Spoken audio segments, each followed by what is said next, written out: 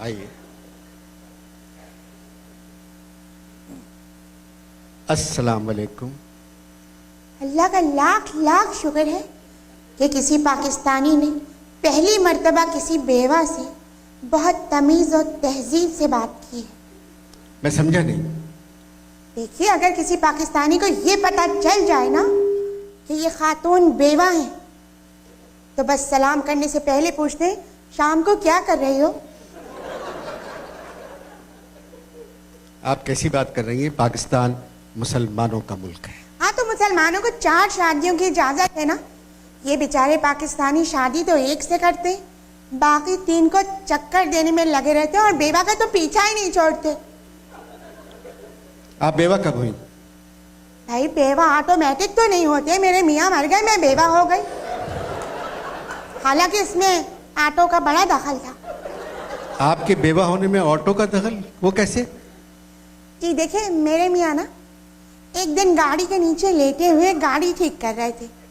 मैं बराबर में खड़ी हुई थी, तो उन्होंने वहीं से कहा, बेगम जरा जैक घुमा के गाड़ी ऊपर कर दो। मुझसे एक गलती हो गई, मैंने जैक उल्टा घुमा दिया और फिर एक आवाज आई, ज़ादी। खाली ज़ादी, ये क्या आवाज थी?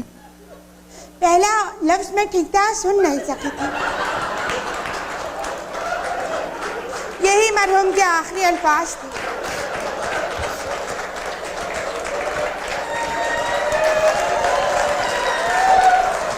क्या करते थे? जो सारे मियाँ करते हैं वही। नहीं नहीं, प्लीज आप मेरा सवाल समझ के जवाब दें।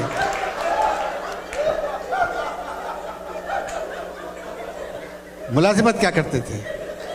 मरते मर गए, मगर मरहूम ने यह नहीं बताया कि क्या करते थे। अब आप क्या करती हैं? मैं अपने कमरे का दरवाजा खोल के सोती हूँ।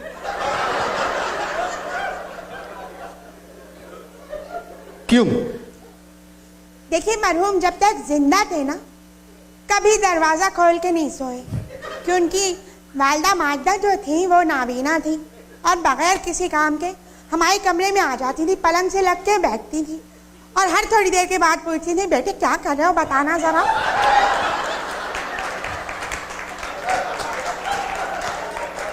ये जाती बातें रहने दे खुदा के वास्ते। आप ये अच्छा। मैं पूछ रहा हूँ, अब आप क्या करती हैं? एक अकेली औरत बेवा पाकिस्तान में क्या कर सकती है? बच्चे हैं? नहीं। जब भी मरहूम से कहा, देखिए हमारे यहाँ ना एक आध बच्चा होना चाहिए, तो हमेशा इकबाल का मिसरा पढ़ देते थे, पैवस्ता रहे शजर से उम्मीद में बहार रख। अब पता नहीं शजर खुद को कहते थे या मुझको कहते थे।